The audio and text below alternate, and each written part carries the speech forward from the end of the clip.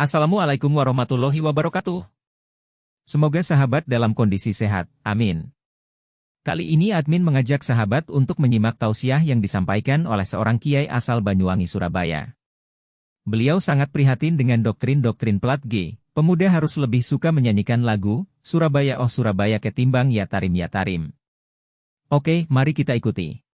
Allahumma sholli ala Muhammad. Tapi hal yang memprihatinkan saya ini sebenarnya ini tadi mau berangkat mau enggak, karena ada kabar katanya ceramah saya itu dicekal. Lawang toha ceramah kok dicekal itu. Karena apa? Ya karena saya menyangkut keprihatinan ini harus disampaikan. Umat Islam ini harus diedukasi, dididik dengan benar. Eksistensi Islam ini Al-Quran disampaikan dengan benar, hadis disampaikan benar dengan sesuai dengan kitab yang ada. Katanya kita ini mau meniru mentauladi Nabi Muhammad SAW. Sampaikan apa yang ada di Al-Quran, sampaikan apa ada yang di hadis, sampaikan makalah-makalah ulama yang menerangkan Quran dan hadis, bukan menyampaikan tentang hal-hal yang berhubungan dengan nenek moyang kalian yang berbau halusinasi dan hurufat-hurufat itu. Allahumma sholli ala Muhammad. Kalau yang disampaikan itu umat jadi bodoh, kalian direndahkan tapi tidak merasa.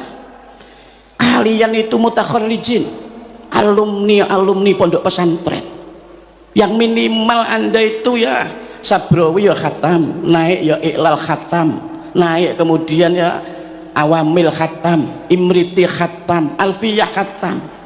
Semua ilmu yang ada pada Imam Sibawayh ya kok pelajari.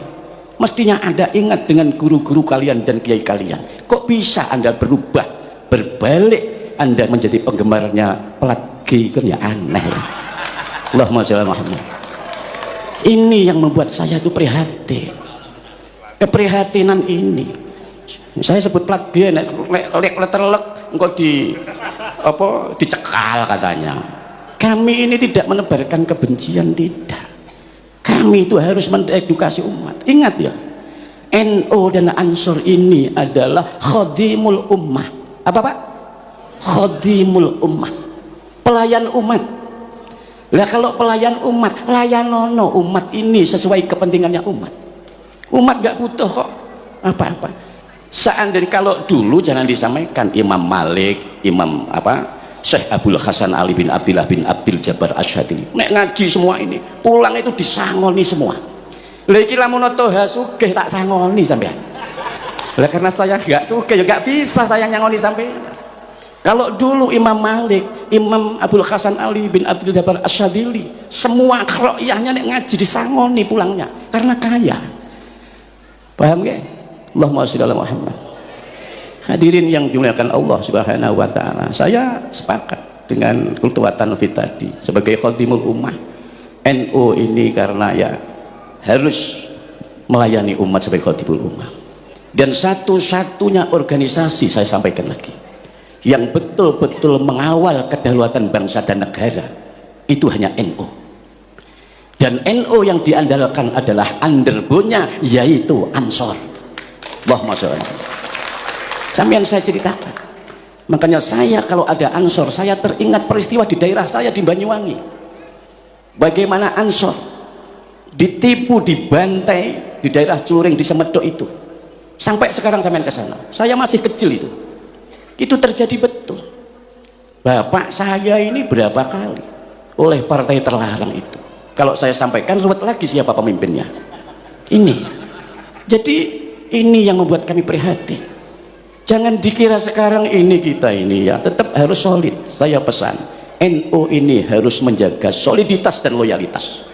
Solid dalam ittihad kebersatuan, loyalitas terhadap NU. Namanya saja Nahdlatul Ulama, bangkitnya para ahli ilmu.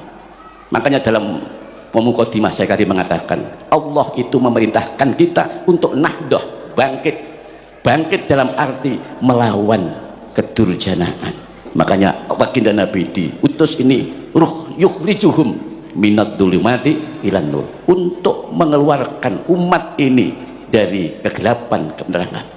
Yukhrijuhum minal bid'ati ila sunnah, supaya keluar mereka ini dari hal-hal yang bid'ah yang di situ tidak direkomendasi oleh ulama, ila sunnah, terhadap sunnahnya baginda Nabi Muhammad sallallahu alaihi wasallam. Allahumma sholli ala Muhammad. Lalu saya kalau Ansor itu mengingatkan bagaimana baginda Nabi mencontohkan hubungan antara kaum muhajirin, kaum pendatang, dengan kaum Ansor. Dalam piagam Madinah, baginda Nabi menyatakan, al muhajirina min Quraisy wal ansori min Yathrib wal Nasara wal Yahud innahum kanu ummatan wahidah. Al muhajirina, orang-orang yang pindah, kaum pendatang, min Quraisy, dari Quraisy, wal ansori, daun kaum Ansor itu min Yathrib, dari Yathrib Madinah, dulu namanya Yathrib Pak, sekarang Madinah, wal Nasara, dan kaum Nasrani, wal Yahud, dan kaum Yahudi, innahum, sesungguhnya mereka, kanu ono sapa kabeh iku mau iku ummatan, umat wahidah, yang satu. Allahumma sholli ala Muhammad. Kalau itu saja Nabi bisa mengitihadkan, menyatukan satu, kenapa kita tidak bisa?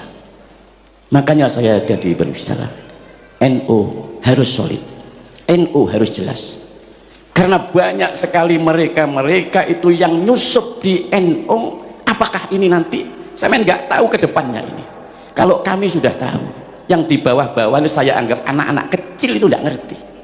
Ada yang mereka ini ke depannya ini sangat membahayakan, tapi mereka tidak peka.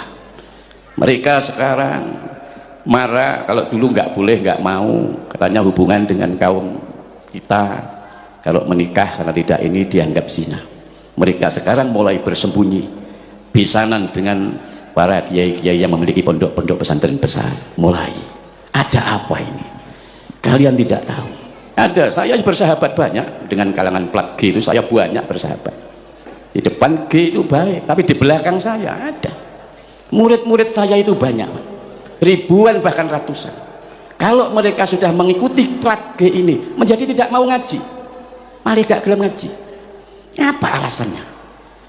Ada yang mereka setelah saya selidiki satu mengaku, bahkan dikatakan sampean sudah usah NU-NU-an, tidak usah Muhammadiyah, tapi sampean Islam yang umum, tapi direkrut oleh dia plat G tersebut. Apakah hal ini tidak menjadi prihatin? Prihatin. Kalian mungkin tidak bisa merasakan hal itu. Kami yang menjaga bagaimana kelangsungan Islam ahlu sunnah wal jamaah dia ke depan, ini sangat mudah. Karena bagaimanapun juga yang nanti pada akhirnya yang akan menderita adalah orang-orang Islam. Negara ini yang menjadi target. Allahumma sholli ala Muhammad. Kenapa saya sekarang akhir-akhir ini sibuk? Bukan karena mengajarkan kebencian, tapi kami bermaksud mengedukasi supaya mereka tahu, mereka waspada. Dan terutama ya ada pengurus-pengurus NU yang menjadi penggemar mereka itu ada. Pengurus Ansor yang menjadi penggemar ya ada. Ada. Kalau tak sebut namanya malah kisinan kok. Engkau malah mencekal mana. Saya tahu, mungkin kalian tidak sama. Jelek-jelek ini saya sudah umur saya sudah 60 tahun. Saya jauh lebih pengalaman kalau dibanding kalian yang baru umur berapa tahun? Baru umur 40. Kamu 40 baru merasakan gini berapa kali. Saya dari 60 tahun ya. Jadi saya tahu betul bagaimana ini dan bagaimana dulu keberadaan ini. Saya tadi katakan Ansor itu adalah andalan punya NU. Kita tahu. Saya kalau ingat Ansor, saya ingat peristiwa Surabaya 10 November. Karena latihannya Ansor untuk mengusir penjajah Belanda mau kembali lagi ke Surabaya dengan tewasnya Malabi. Itu kumpulnya di pondok kami, di pondok pesantren Al Ihsan Jambes Kediri. Syekh Ihsan yang lalu berkumpul di Jombang lalu ke sana. Itu Ansor. Makanya yang paling benar samainku nyanyinya Surabaya. Surabaya, Surabaya, Surabaya, itu bukan Yatarim. Aneh kan kalian itu. Lagu yang benar Surabaya, Surabaya, kota kenangan di tahun 45. Ada apa? Itu ada perjuangannya Ansor melawan penjajah Belanda, bukan Tarim. Paham gak? Allahumma sholli ala Muhammad. Ini pidato iki anggitmu yang dicoro Akibatnya harus ditanggung, nggak masalah. Saya sudah sampai orang-orang sudah tak kandenta ini. Pokoknya siapa ini? Itu aja. Gitu. Allahumma sholli ala Muhammad. Saya hanya ini mengedukasi, sadarlah kalian betapa sakitnya.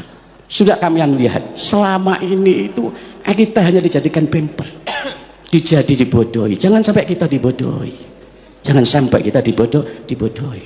Kita bermaulid ini kan berharap apa? Berharap syafaatnya baginda Nabi Muhammad sallallahu alaihi wasallam. Maka ada hadis sahih ya. Karena kalau nggak sahih nggak boleh. Kemarin saya membaca, jangan mengucapkan hadis yang tidak sahih, man adoma maulidin Nabi karena syafi'an lahu yaumal qiyamah, tidak boleh. Padahal hadis itu bukan maudhu. Hadis itu hanya sanadnya saja yang lemah. Tapi kalau hadis itu sanadnya lemah, untuk fadhailul amal boleh diamalkan. Hadis yang lemah, yang sanadnya dhaif, itu kalau perkara-perkara syariat itu tidak boleh diamalkan. Kalau mau yang sahih mengenai syafaat, oke, tak berikan. Abu Hurairah radhiyallahu anhu berkata kepada Rasulullah, "Qultu ya Rasulullah, qultu matur ingsun ya Rasulullah, duh Gusti Rasulullah. Ya Rasulullah, ayu utawi pundi iku as'adun nas bi syafaatika yaumal qiyamah." Ya Rasulullah, mana, siapa orang yang as'adun nas, yang lebih bejo-bejone manungsa, lebih beruntung-untungnya manusia, bisyafaatika dengan syafaatmu ya Rasulullah yaumal kiamat, di hari kiamat. Faqala Rasulullah sallallahu alaihi wasallam, kemudian Rasulullah menjawab, asyadun nas, beruntung-untungnya manusia, bisyafaati, dengan syafaatku yaumal kiamat, di hari kiamat besok, iku adalah man, orang olah yang mengucapkan la ilaha illallah, mengucap la ilaha illallah mukhlishon min qalbihi, ikhlas dari hatinya. Allahumma sholli ala Muhammad. Itu syafaat, dijamin oleh syafaat Nabi. Karena yang berhak mendapatkan syafaat, satu-satunya makhluk yang ditemplei wewenang syafaat itu hanya Kanjeng Nabi Muhammad sallallahu alaihi wasallam. Lainnya Kanjeng Nabi itu tidak. Yang kedua itu adalah Al-Quran. Al-Quran itu akan mensyafaati sampeyan pembacanya. Dalam hadis sahih Imam Muslim, Nabi mengatakan, iqra'u maca sira, hendaklah kamu membaca Al-Qur'an, Al-Qur'an. Fa innahu, maka sesungguhnya bacaan Al-Qur'anmu besok yakti, akan datang yaumal qiyamah, di hari kiamat, syafi'an, khali, yang memberikan pertolongan syafaat li ashabihi, terhadap orang yang memiliki bacaan Al-Qur'an. Allahumma sholli ala Muhammad. Rawahu Muslim. Itu rawahu Muslim. Dua hadis yang saya bawakan itu adalah semua adalah rawinya Imam Muslim. Itu. Yang kedua anak. Tiga anak itu juga penting. Anak itu akan bisa memberikan syafaat kepada kedua orang tuanya. Kalau orang tua tadi itu disyaratkan, ya sebenarnya nggak disyaratkan, anak-anak yang bisa memberikan pertolongan syafaat kepada orang tua jika anak tersebut sudah tertebus bebas dari ketergadiannya. Karena al-hulamu murtahinun, anak itu tergadai dengan akikahnya. Tutbahu anhu, disembelihkan anhu dari akikahnya anak. Kapan itu? Yaumus syabi', hari yang ketujuh dari dilahirkan. Wa yukhlaqu ra'sahu, kemudian dicukur rambutnya. Wa yusamma, dan diberikan nama. Kalau sudah itu dilaksanakan, maka bebas anak tersebut. Kalau anak itu bebas, maka anak itu akan bisa memberikan syafaat kepada kedua orang tuanya. Kalau enggak, dalam kitab Al-Iqna, yang aja ada hanya NU, karena kalau di luar NU enggak gelem maca kitab iku. Karena di dalam itu ada dawuh, idza lam yu'aqqa anhu lam yusyaffa li walidayhi yaumal qiyamah. Idza lam yu'aqqa, ketika anak itu belum diakikoi, belum ditebus, maka anak tersebut lam yusyaffa, tidak akan bisa memberikan pertolongan, tidak akan bisa memberikan syafaat li walidayhi, kepada kedua orang tuanya yaumal qiyamah, di hari kiamat. Allahumma sholli ala Muhammad. Itu artinya seperti ini. Tiga syafaat itu yang penting. Hadirin yang dimuliakan Allah subhanahu wa ta'ala. Jadi hal-hal yang setidak-tidaknya kita ini mengadakan maulid seperti ini, yang hendaknya kita dengarkan, yang hendaknya kita asumsikan, hendaknya sebagai kontribusi buat kita. Itu langkah-langkah Nabi yang paling penting. Langkah-langkah Nabi, bagaimana kesabarannya, menghadapi situasi. Nabi tidak pernah mengatakan mencaci atau memaki. Luar biasa Nabi itu. Kalian tahu sendiri bagaimana Nabi sebagai pendatang, orang yang hijrah, tidak kerasan di Makkah. Memang sama Allah disuruh hijrah. Awalnya hijrah ke Taif. Jadi Taif di sana dimusuhi. Bahkan saat sholat ditimpakan di kepala leher Nabi itu duri-duri. Sampai malaikat Jibril dengan ibanya yang marah tuh sampai malaikat. Ya Muhammad, perlukah aku angkat gunung Uhud ini lalu aku timpakan kepada penduduk Taif? Apa jawab Nabi? La ya akhina Jibril. Tidak, wahai saudaraku Jibril. Innahum, sesungguhnya mereka iku la ya'lamun, tidak mengerti. Inni lam ub'atsu la'anan wala adaban walakin ub'atsu rahmatan lil alamin. Ini sesungguhnya aku lam ub'atsu, aku tidak diutus untuk la'anan, melaknat, wala adaban, dan aku juga tidak diutus untuk mengazab, walakin, dan tetapi ub'atsu, aku diutus rahmatan, memberikan kasih sayang, lil alamin, terhadap alam semesta, seluruh alam semesta ini. Apa yang terjadi? Yang kita ini itu tidak ada di situ caci maki, marah-marah. Baginda Nabi Muhammad SAW itu seperti itu karakternya, yang memang tiada lain.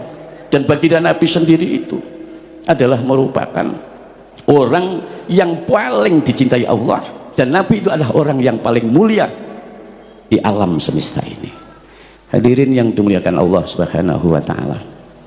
Pernah baginda Nabi itu mengajarkan kepada kita, generasi-generasi yang paling penting, didiklah anakmu dengan 3 perkara. Jadi kadang Nabi, didiklah anakmu 3 perkara. Apa itu 3 perkara? Yang pertama, didiklah anakmu dengan hubbi nabiyikum, cinta kepada nabi kamu sekalian. Tapi dawuhnya itu adibu auladakum bisalasi hisolin. Didiklah anak-anakmu itu dengan 3 perkara. Yang pertama, didiklah anak itu hubbi nabiyikum, cinta kepada nabi kamu sekalian, cinta kepada baginda Nabi Muhammad SAW. Dengan gimana caranya? Mencintai nabi itu adalah fi'lu awamirihi wajtinabu nawahi, dengan menjalankan apa-apa yang diperintah Allah dan menjauhi apa-apa yang telah dilarang oleh Allah. Dilarang maksiat, dilarang memakan hal-hal yang diharamkan Allah. Itu ijtinab, minangka menjauhi dan menunjukkan sesungguhnya orang tersebut adalah mencintai Nabi. Yang kedua, hubbi ahli baiti. Nah, ini yang sering saya sampaikan, yang harus dipahami, mengedukasi umat Islam supaya enggak salah paham. Hubbi ahli baiti, mencintai ahli bait. Ahli bait itu keluarga Nabi. Dalam hadis Bukhari ditanyakan, waman ahli baiti ya Rasulullah, siapa ahli bait itu ya Rasulullah? Rasulullah menjawab, Aliyun wa Fatimatu wa ibnahuma. Aliyun adalah Sayyidina Ali, wa Fatimatu dan Fatimah, wa ibnahuma, dan kedua anak-anaknya. Siapa? Sayyidina Hasan dan Husain. Itulah ahlul bait yang harus Anda didikkan kepada anak-anak kalian supaya dicintai. Karena ahlul bait itu dawuhnya Al-Quran, innama yuridullah liyudhiba ankumur rijza ahlal baiti wa yutahhirakum tathira. Disucikan dari hal-hal bayane minal khisdi, dari hasud, wal usbi dan ujub, wa takabburi dan takabur, disucikan dari itu semua. Ya 5 orang itu ahli bait itu siapa? Nabi SAW sendiri, Sayyidina Ali, Fatimah Az-Zahra, wabnahuma Sayyidina Hasan dan Sayyidina Husain. Bagaimana kalau sampean bertanya lalu, bagaimana itu? Seperti Sayyid Ali bin Zainal Abidin, seperti Sayyid Ja'far Shadiq, Sayyid Al-Baqir, Sayyid Ahmad bin Isa. Itu semua adalah dzurriyyah Nabi, keturunan Nabi, bukan ahlul bait yang seperti Nabi dan 5 orang itu yang disucikan dari takabur, dari sifat-sifat yang tercela itu. Kalau yang disuruh Allah dari sifat-sifat yang tercela, ya cuma 5 orang itu. Itulah yang disebut ahli bait. Tidak bisa Anda mengaku-ngaku saya ahli bait, saya ahli bait, nggak bisa. Ahli bait itu harus dijelaskan dengan sungguhnya bahwa yang disebut ahli bait itu menurut hadis yang sahih di hadis Bukhari, yaitu Aliyun wa Fatimatu wa ibnahuma, Sayyidina Ali, Fatimah dan 2 anaknya. Allahumma shalli ala Muhammad. Dan ini harus dipahami, tidak usah sakit hati. Kalau Anda memang tidak pernah tahu, nenggonku tak buka nih kitab. Gitu. Memang begitu, tidak bisa dibuat buat. Supaya kita tahu. Karena banyak mutakharrijin, mutakharrijin itu maksud saya adalah orang-orang para alumni pondok. Lalai dengan pondoknya. Ya seperti tadi, berubah bahkan kadang wis gak sowan ngene kiai ini mana. Walaupun dia di sini, dia karena tadi itu tertipu dengan plat G tadi itu. Allahumma sholli ala Muhammad.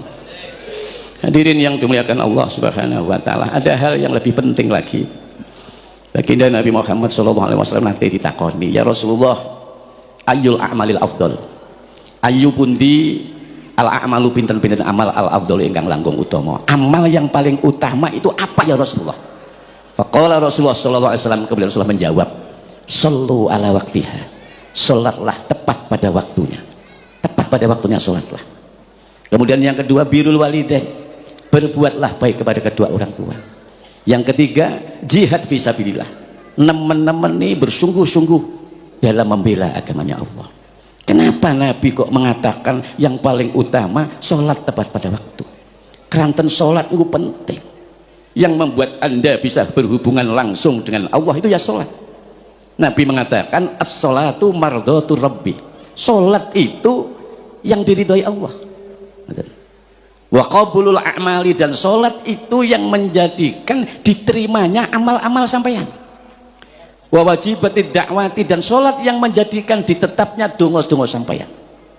Dan yang penting lagi, as-sholatu barokatun fil mali wal kasbi. Sholat itu yang bisa menjadikan barokahnya amal, harta, dan hasil usaha, hasil kerja. Ini yang mau saya jelaskan. Banyak orang-orang mengalami kesulitan ekonomi. Banyak orang-orang mengalami kebangkrutan. Banyak orang mengalami kekurangan dalam hidupnya. Tapi tidak tahu konsep dan rahasianya. Pertanyaannya, bagaimana sholatmu? Karena orang itu kalau tahawun itu ngendeng nih karena sholatnya, maka akan berdampak yadurru, akan membawa kemelaratan ilaihi, kepada orang tersebut. Apanya yang melarat? Fi malihi, dalam hal hartanya. Tapi kalau kepengen ekonomi yang membaik, prihatin, masa tolong NU itu merantau di Bali mulai dari tahun 80 sampai sekarang kok tetap hidup di kos-kosan saja. Loh, iku mbok ya muhasabah. Muhasabah. Seperti tadi itu, sholatmu piye? Kaifa sholatukum? Bagaimana itu sholatmu? Lu kadang sholat, kadang orang, kadang sholat, kadang orang, kadang malah belas. Seolah-olah begitu. Padahal rahasianya, kalau pengen ekonomi lancar, sholat toh. Dan sholatnya jangan sendiri, bil jamaati, dengan jamaah. Kalau nggak bisa sholat di al-ihsan, nggak bisa sholat di musola, mau sholat dekat sampean, walaupun di rumah, jangan sholat sendiri, tapi jadikanlah istrimu sebagai makmum, anakmu sebagai makmum, Anda sendiri sebagai imamnya. Kalau itu yang Anda lakukan, tak jamin Anda tidak akan dikejar kepikiran, kemelaratan, dan kebangkrutan. Tidak akan. Karena orang itu kalau sholatnya sudah sip, sholat itu sudah jelas, tanha anil fahsya wal munkar. Nggih. Akeh wong-wong sing wis sugih bolo-bolo saya itu akhirnya bangkrut. Karena apa? Sholatnya tidak mencegah dari perbuatan keji dan mungkar, sehingga oleh Allah dibalik menjadi kebangkrutan. Banyak sekali. Sampai nak tak dudui jenenge malah loh kok. Allahumma sholli ala Muhammad. Makanya yang paling penting sholat. Sholat tepat pada waktunya itu yang penting. Karena sholat itu sendiri yang menjadi sirot lampu fi kubrihi, di dalam kuburnya. Besok niku nek mati Pak, tengah alam kubur niku gelap, teng kubur niku gelap sekali, gelap sekali. Tapi sholatmu itu yang akan menjadikan terang di kubur. Kemudian sholat itu juga yang akan bisa membuat timbangan sampeyan di besok ditimbang itu jadi pemberat. Itu sholat. Walau hadirin yang dimuliakan Allah, janganlah meremehkan sholat. Karena waman lam yukhaffit alaiha, barang siapa orang yang tidak menjaga sholatnya, kata Nabi, lam takun lahu, tidak ada baginya napa nuron, cahaya, wa burhanan, dan juga tidak akan mendapatkan petunjuk, wa najatan, dan tidak akan selamat yaumal kiamat, di hari kiamat. Tapi kalau orang selalu menjaga sholatnya, maka orang tersebut akan mendapatkan nur, cahaya, burhanan dan akan mendapatkan petunjuk, wanajatan dan akan selamat yaumal qiyamati di hari kiamat. Allahumma sholli ala Muhammad. Bisa dilanjut? Sebentar ya. Kemudian yang kedua birrul walidain, berbuat baik kepada kedua orang tua. Tentu yang sepuh itu penting, Pak. Yang sepuh walaupun orang tua kita sudah meninggal dunia, tetaplah Anda ini minimal mendoakan. Dengan doa apa? Ya Rabbirhamhuma kama rabbayani shaghira. Kalau paling sing diharap-harap teko anak niku sampean telingali toh. Idza matabnu adam in qata'a amaluhu. Nek anak Adam niku meninggal putus amalnya illa min salasin, kecuali 3 perkara. Sedaqatin jariyatin, sedekah jariyah. 1 meter keramik kok sedekah nih akan jalan sampai kiamat. Aliran pahalanya. Kemudian au ilmin yuntafa'u bih, ilmu yang bermanfaat, terutama ilmu ngaji.